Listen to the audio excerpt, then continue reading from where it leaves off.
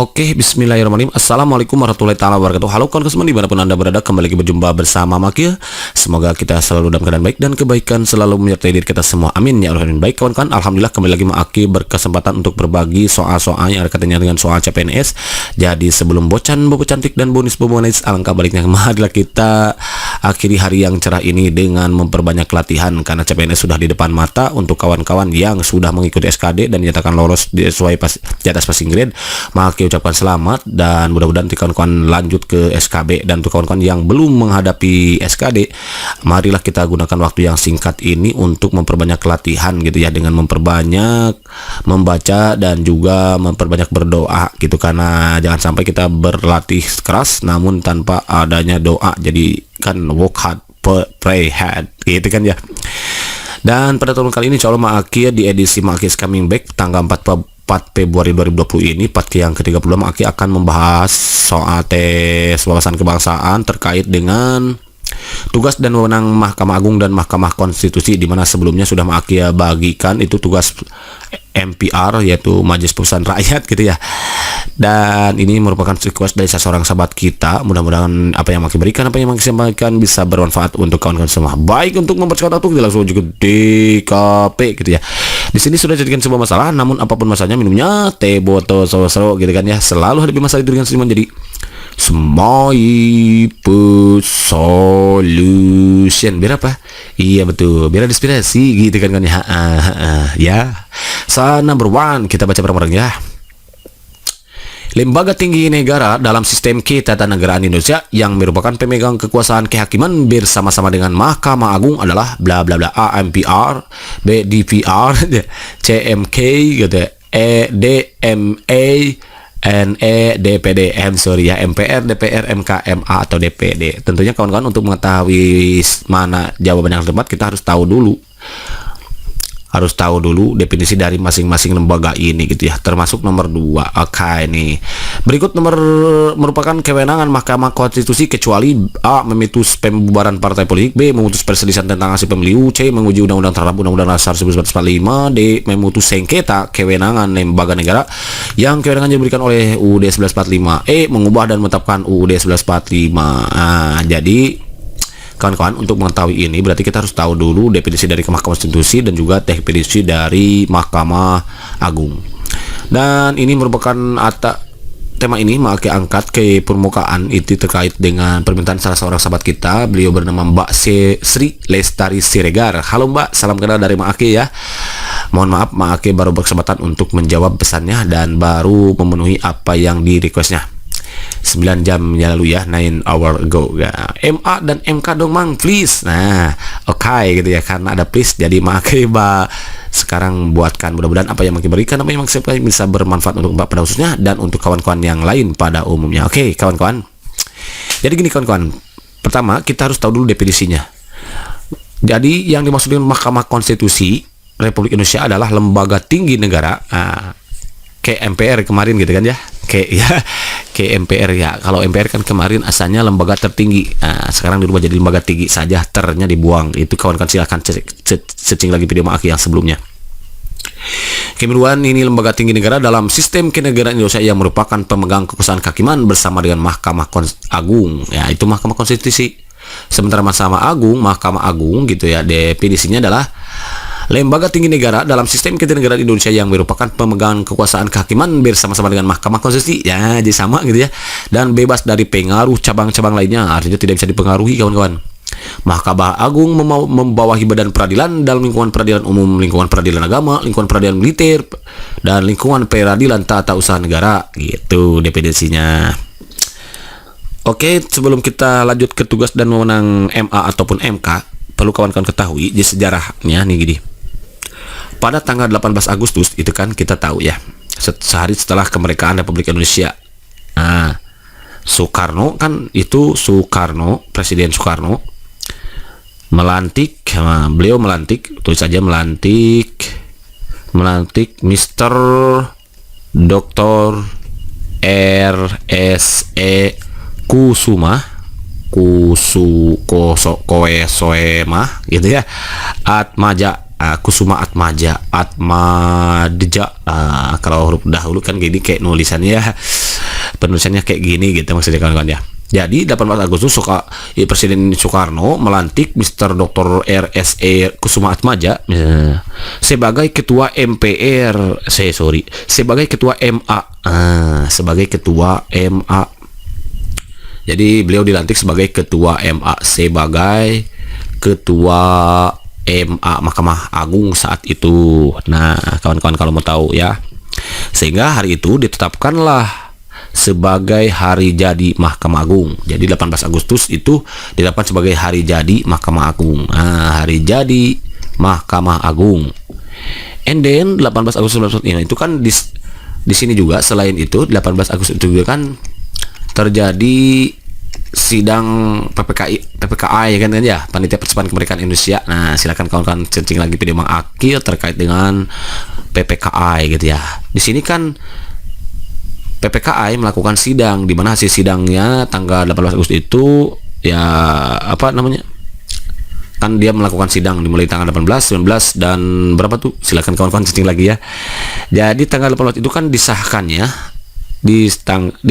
undang-undang kan, disahkannya undang-undang dasar beserta pembentukan dan pengangkatan kabinet. Nah, boleh kalau mau tulis beserta pembentukan dan pengangkatan kabinet presidentil pertama Indonesia gitu saat itu. Kemudian tahun 1946 sampai 1950 Mahkamah Agung pindah ke Yogyakarta, kawan-kawan. Pindahnya kemana? Ke Yogyakarta, karena saat itu Yogyakarta pernah jadikan ibu kota kan, sebagaimana yang sudah Maki buatkan videonya tuh. Kalau nggak salah itu videonya terkait dengan Rengas Dengklok atau apa itu, sejarah lahirnya Tiga Serangkai atau apa itu, pokoknya kawan-kawan searching lagi video Maki yang sebelumnya ya. Itu ada atau perjanjian Linggarjati atau kalau nggak salah gitu ya, Linggarjati gitu ya, maksudnya sebagai ibu kota negara RI saat itu. Jadi 1946 sampai 1950 MA pindah ke Yogyakarta sebagai ibu kota negara RI. Sehingga saat itu karena pindah, maka terdapat dua lembaga peradilan tertinggi di Indonesia. Terdapat dua lembaga peradilan tertinggi di Indonesia. Yang pertama itu ada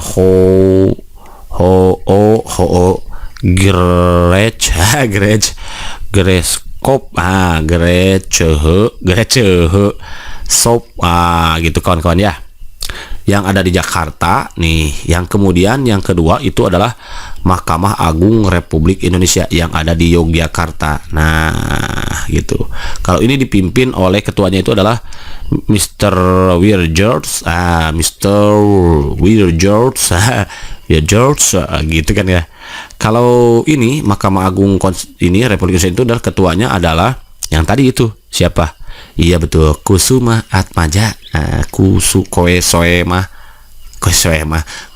Atmaja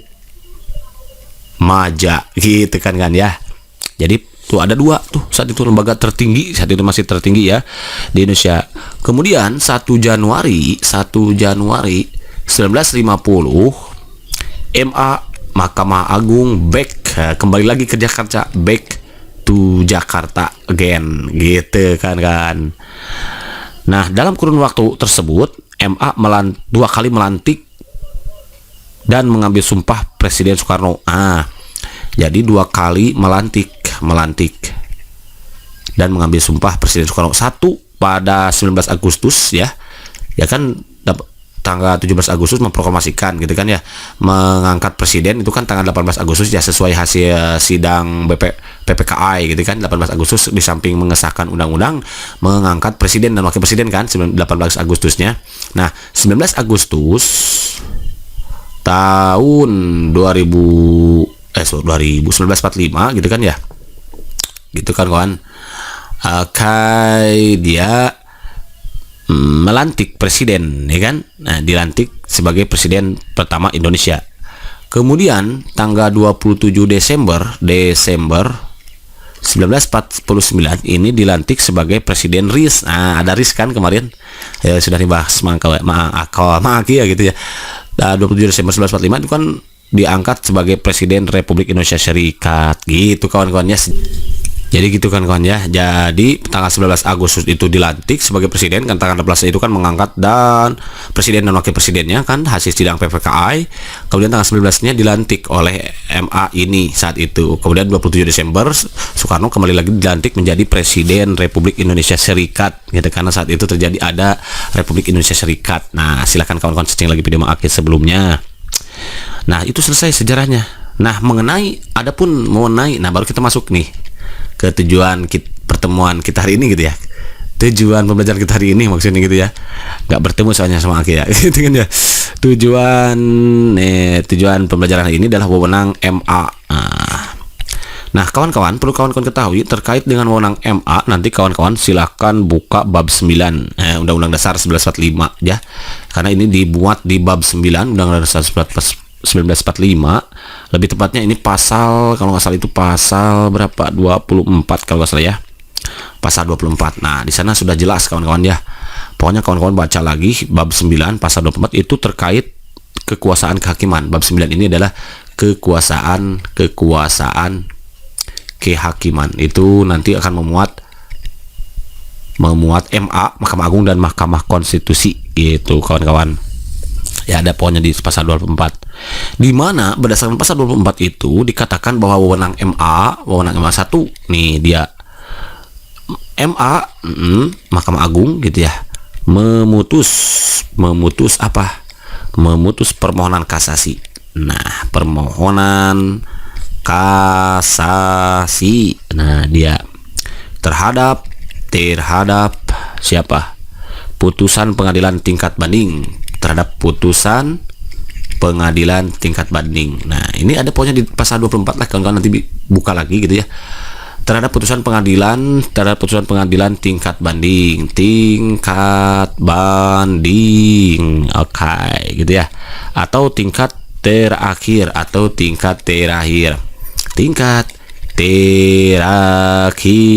gitu. Dari semua lingkungan peradilan. Nah, dari semua lingkungan peradilan,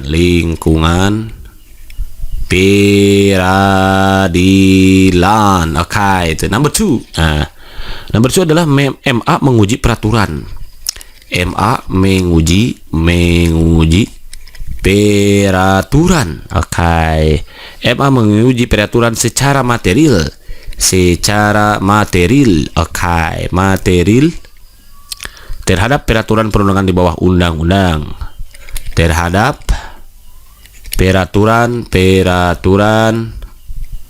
perundang-undangan, oke, di bawah undang-undang, itu nomor 2. And then nomor 3-nya nih, oke, di sini lanjutin aja di sini ya. Melakukan pengawasan tertinggi, gitu ya. Melakukan pengawasan tertinggi. Oke, gitu ya. Pengawasan tertinggi. Gitu ya. Terhadap penyelenggaraan peradilan, terhadap penyelenggaraan pengadilan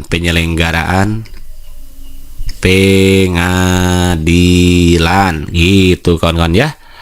Di semua lingkungan peradilan dalam pelanggaran kekuasaan kehakiman, dalam penyelenggaraan kekuasaan kehakiman gitulah. Pokoknya ada 3 di sini ya. MA memutus permohonan kasasi terhadap putusan pengadilan tingkat banding atau tingkat terakhir dari semua lingkungan peradilan. MA menguji peraturan secara materi terhadap peraturan perundangan di bawah undang-undang gitu kan ya. Kemudian melakukan pengawasan tertinggi terhadap penyelenggaraan peradilan di semua lingkungan peradilan dalam penyelenggaraan kekuasaan kehakiman, sama kayak nomor 1 tadi gitu. Adapun struktur organisasi MA, struktur organisasi MA lagi gitu ya, bahwa MA itu terdiri dari pimpinan hakim anggota,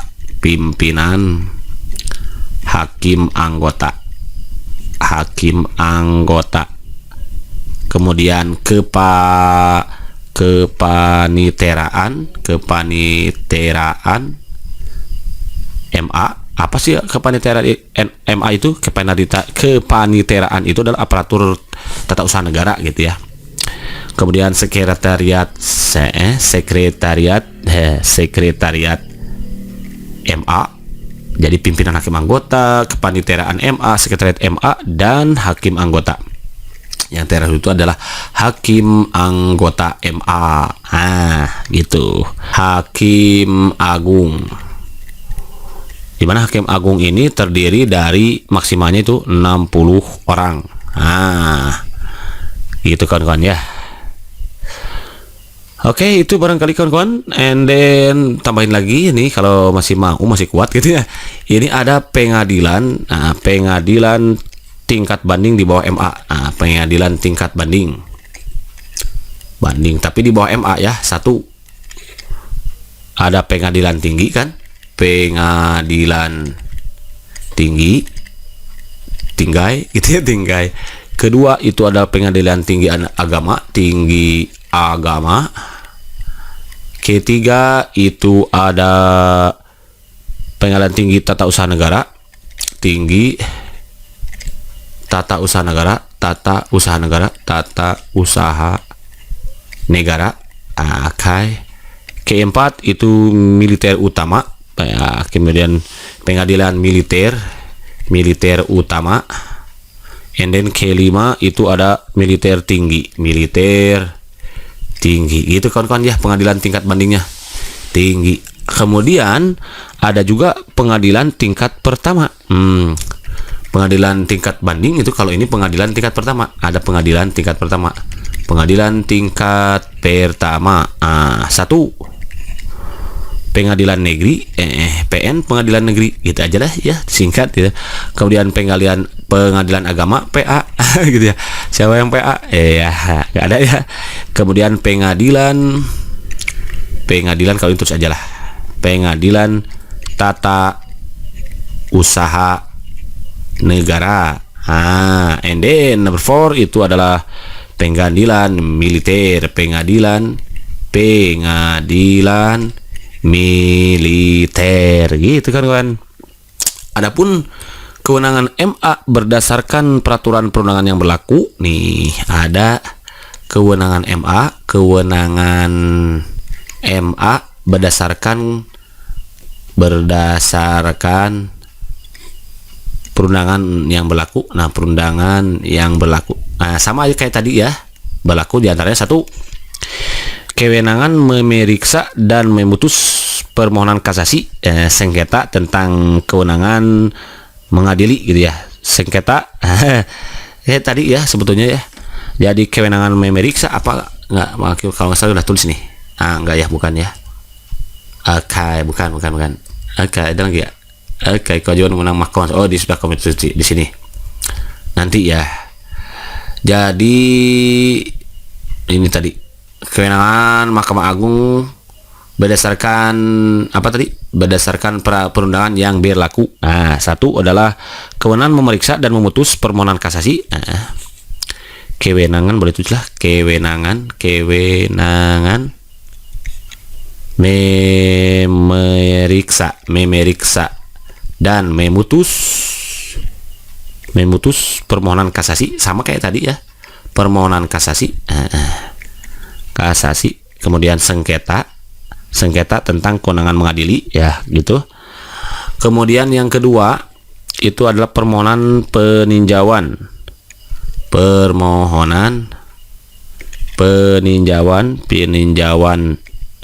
kembali nih, permohonan peninjauan kembali terhadap putusan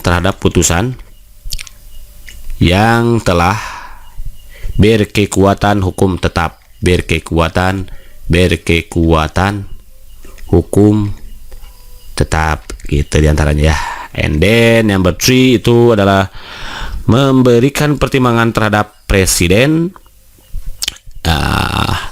terhadap permohonan gerasi gitu ya.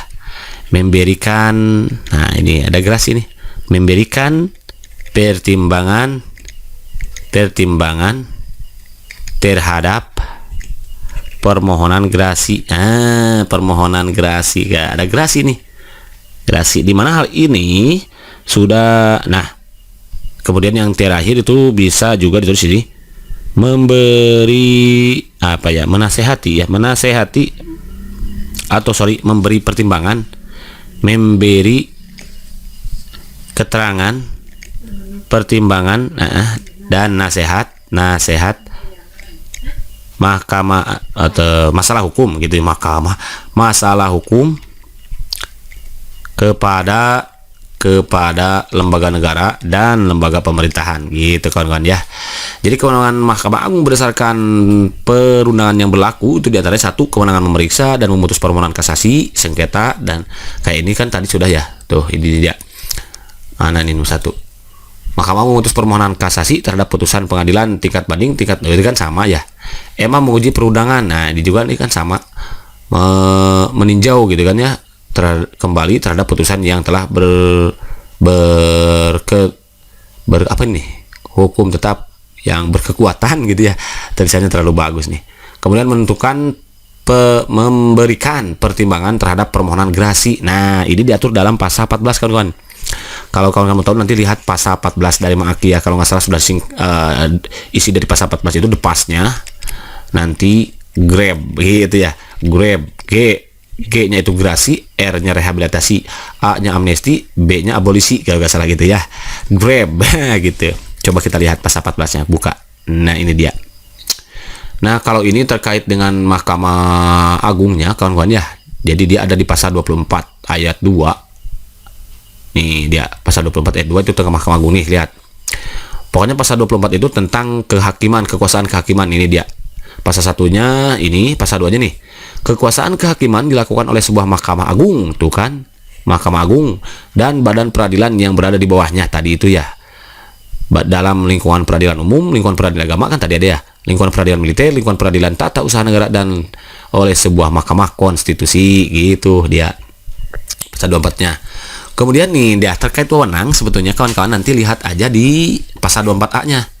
Wewenang Mahkamah Agung itu sebetulnya. Jadi kawan-kawan harus menguasai pasal 24 gitu. Minimal membacalah. Jadi nanti ada gambaran gitu ya. Siapa tahu nanti yang keluar kawan-kawan adalah terkait dengan wewenang Mahkamah Agung yang terdapat pada pasal 24 gitu kan. Nih katanya di sini di pasal 24 dikatakan bahwa Mahkamah Agung berwenang mengadili pada tingkat kasasi. Nah, ini dia. Ini kan lebih akurat. Menguji peraturan perundangan tadi sama ya, di bawah undang-undang terhadap undang-undang kan. Mempunyai wewenang lainnya yang diberikan undang-undang. Nah, wewenang lainnya kan tadi. Nah, ini wewenang lainnya yang ditetapkan berdasarkan undang-undang kan ini. Mempunyai wewenang lainnya yang diberikan oleh undang-undang. Nih, ini dia undang-undang. Nah, ini kan tadi kewenangan Mahkamah Agung berdasarkan perundangan yang berlaku, ini dia gitu. Itu karena di sini atas dasar pasal 24 kawan-kawan. Kemudian Hakim Agung harus memiliki integritas dan kepribadian yang tidak tercela, adil, profesional, perumahan. Oke, calon Hakim Agung disuruhkan oleh Komisi Yudisial kepada Dewan Perwakilan Rakyat untuk mendapatkan persetujuan dan selanjutnya ditetapkan sebagai Hakim Agung oleh Presiden. Ketua dan Wakil Ketua Mahkamah Agung dipilih dari dan oleh Hakim Agung. Susunan, kedudukan, kekuatan, dan hukum acara Mahkamah Agung serta badan peradilan di bawahnya diatur dengan undang-undang. Itu pasal 24 itu terkait dengan Mahkamah Agung, terutama wewenangnya ada di sini di pasal 24 ayat 1 nih. Mengadili pada tingkat kasasi, menguji peraturan perundangan, dan mempunyai wewenang lainnya yang diberikan undang-undang gitu kawan-kawan. Kemudian di pasal 14-nya juga dikatakan bahwa Presiden memberi gerasi dan rehabilitasi dengan memperhatikan pertimbangan MA tuh. Jadi gitu kawan-kawan. Nah, harus tahu pasal 14-nya juga karena berkaitan dengan Mahkamah Agung. Jadi Mahkamah Agung itu berkaitan dengan pasal 24 dan juga pasal 14. Kalau untuk amnesti dan abolisi itu memperhatikan pertimbangan DPR. Kalau gerasi sama rehabilitasi memperhatikan pertimbangan MA gitu kawan-kawan ya. Ansen, inap-inap, ide jadi mantap. Kalau mantap, next nih, next apa lagi nih? Nah, kalau sekarang kita akan masuk ke kewajiban dan wewenang Mahkamah Konstitusi kawan-kawan. Nah, satu nih apa sih? Nah, sebetulnya kewajiban dan kewenangan Mahkamah Konstitusi itu terdapat dalam pasal 24 ayat 2. Nah, di mana ayat 2 tadi kan, di mana yang ini tuh kan, ini dia. Pasal 24 A. Nah, 24A. Nah, ini 24 itu 24 apa? 24C kalau nggak salah ya, maka itu ya. Kawan yang channel nanti baca. Pasal 24 ayat 2. Nah, nih. Kewajiban dan wewenang Mahkamah Konstitusi. Nah, kekuasaan kehakiman dilakukan oleh sebuah Mahkamah Agung dan badan peradilan yang berada di bawahnya dalam lingkungan peradilan umum, lingkungan peradilan agama, lingkungan peradilan militer, lingkungan berada dan sebuah Mahkamah Konstitusi. Jadi gitu ya, terkait kewajiban dan wewenang Mahkamah Konstitusi itu ada pasal 24. Pokoknya pasal 24 itu pasal 24 itu terkait dengan kekuasaan kehakiman. Pokoknya gitu kan harus dibaca lagi. Nah, gitu ya. Nah, atas dasar itu maka bisa disimpulkan bahwa Mahkamah Konstitusi merupakan salah satu pelaku kekuasaan kehakiman selain Mahkamah Agung, gitu kan ya. Jadi salah satu pelaku kekuasaan kehakiman selain Mahkamah Agung. Kekuasaan kehakiman merupakan kekuasaan yang merdeka untuk menyelenggarakan peradilan guna menegakkan hukum dan keadilan. Dengan demikian, Mahkamah Konstitusi adalah satu lembaga peradilan sebagai cabang kekuasaan yudikatif yang mengadili perkara-perkara tertentu yang menjadi kewenangan berdasarkan ketentuan UUD 1945. Nah, makanya capek nulis dari langsung diketik aja gitu, kawan-kawan, tinggal dibaca gitu kan ya. Jadi untuk kewajiban wewenang Mahkamah Konstitusi ada di pasal 24, pokoknya ya ada ayat 2-nya ini kan. Nah, atas dasar itu maka ya berdasarkan pasal 24 ayat 2 ini maka ternyata MK, Mahkamah Konstitusi, merupakan salah satu pelaku kekuasaan kehakiman selain Mahkamah Agung gitu, kawan-kawan. Nah, ini dia pasal 24C-nya, kawan-kawan, kalau mau tahu. Nih dia pasal 24C nih, Mahkamah Konstitusi. 24C pasal 1 pasal 24C ayat 1-nya. MK berwenang mengadili pada tingkat pertama dan terakhir tuh kan. Pertama dan terakhir yang putusannya bersifat final untuk menguji undang-undang terhadap undang-undang dasar. Kemudian memutus sengketa kewenangan lembaga negara yang kewenangannya diberikan oleh undang-undang dasar, memutus pembubaran partai politik, dan memutus perselisihan tentang hasil pemilihan umum. Itu adalah kewenangan berwenang nih. Berarti kewenangan MK, Mahkamah Konstitusi. Jadi ternyata kawan-kawan ya harus tahu pasal-pasal itu gitu, karena di sana sudah jelas gitu memberitai kita gitu ya terkait dengan tugas dan wewenang baik itu DPR, MPR ataupun sekarang MA dan MK Konstitusi gitu. Adapun kewajibannya, nah ini dia ada di pasal 24C ayat 2-nya. Mahkamah Konstitusi wajib, berarti di kewajiban. Kalau tadi kewenangan itu yaitu mengadili pada tingkat pertama dan terakhir yang putusan bersifat final untuk menguji undang-undang terhadap undang-undang dasar, memutus sengketa kewenangan lembaga negara yang kewenangannya diberikan oleh undang-undang dasar, memutus pembubarannya partai politik, nggak ada sih ya, nggak ada dasar ya. Perselisihan tentang hasil pemilu, sengketa pemilu itu kan, kawan-kawan. Kemudian kewajibannya gitu maksudnya, memberikan putusan atas pendapat DPR mengenai dugaan pelanggaran presiden atau presiden untuk menurut undang-undang. Itu dia. Kalau ini penjelasannya, MK mempunyai 9 anggota hakim konstitusi yang ditetapkan oleh presiden, yang diajukan masing-masing 3 orang oleh Mahkamah Agung, 3 orang oleh DPR, dan 3 orang oleh presiden. Tuh kan penting, ini harus tahu kawan-kawan, bahwa MK ternyata memiliki 9 anggota hakim konstitusi yang ditetapkan oleh presiden, yang ditetapkan oleh presiden, diajukan oleh 3 orang MA, 3 orang dari DPR. Ya, diajukan masing-masing 3 orang oleh MA gitu, 3 orang oleh DPR, dan 3 orang dari presiden gitu. Ketua dan wakil ketua MK dipilih dari dan oleh hakim konstitusi ya gitu. Hakim konstitusi harus memiliki integritas dan kepribadian. Iya dong, harus yang jujur gitu ya. Nggak boleh yang suka bohong gitu kan, bahaya, itu hancur negara akan hancur gitu ya.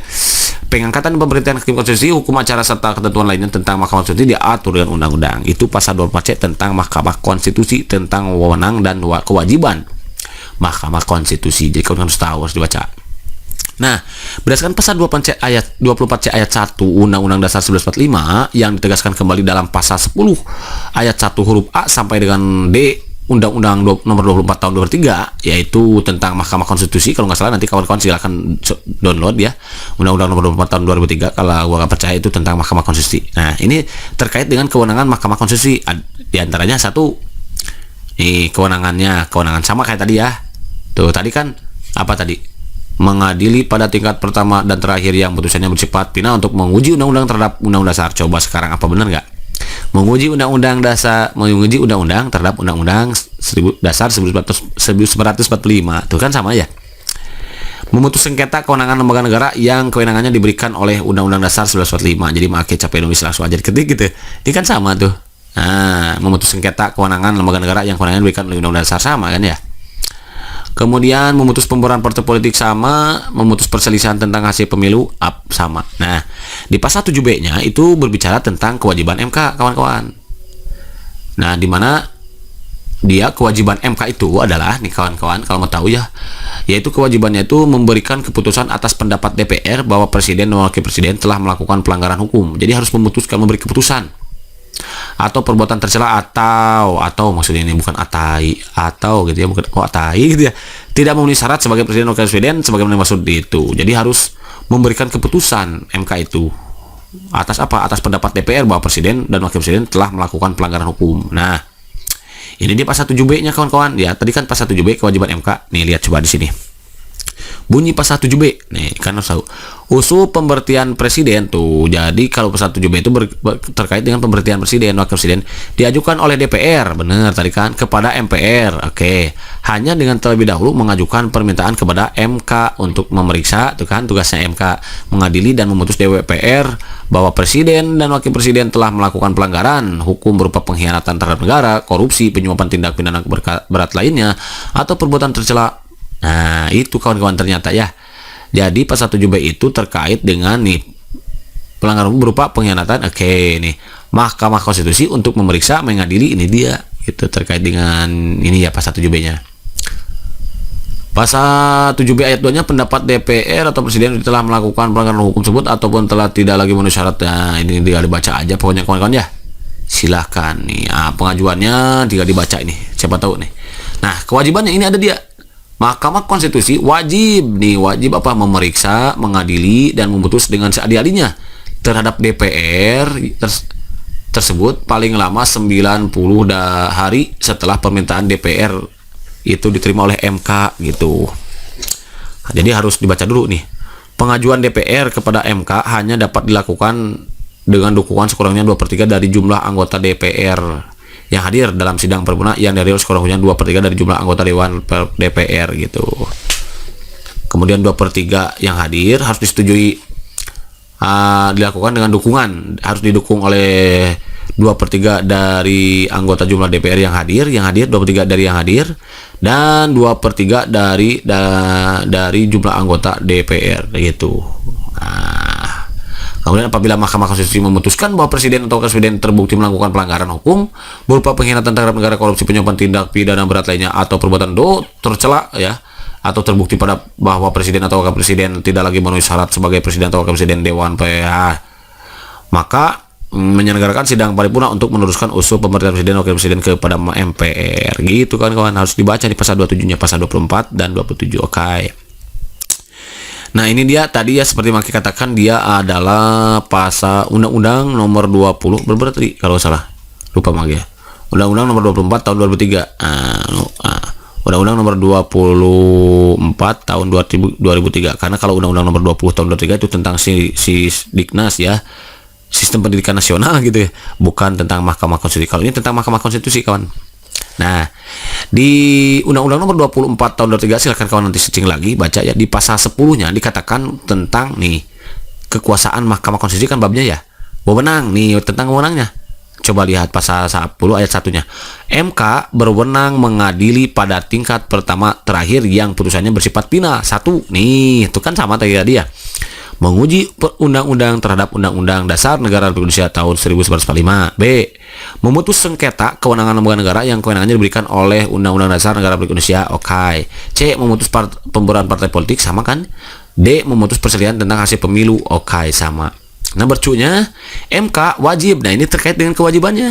Nah, jadi di pasal 10 Undang-Undang nomor 24 tahun 2003 itu lebih jelas lagi kawan-kawan ya. Jadi Jadi MK itu kawan-kawan maksudnya memberikan putusan atas pendapat DPR bahwa presiden atau wakil presiden telah melakukan pelanggaran hukum berupa pengkhianatan terhadap korupsi itu ya. Itu jadi dia harus, kewajibannya adalah wajib memberikan putusan gitu. Kemudian ketentuan sebagaimana dimaksud ayat 2 berupa pengkhianatan. Ketentuan dimaksud masa ayat 2 ini ya melakukan putusan terhadap MK wajib memberikan putusan atas pendapat DPR bahwa presiden dan wakil presiden yang diduga melakukan pelanggaran hukum, apa pengkhianatan terhadap negara, misalnya korupsi gitu ya, tindak pidana berat lainnya, perbuatan tercela. Nah, baru diputuskan oleh MK gitu kan, wajib memberikan putusan. Nah, gitu kan ya.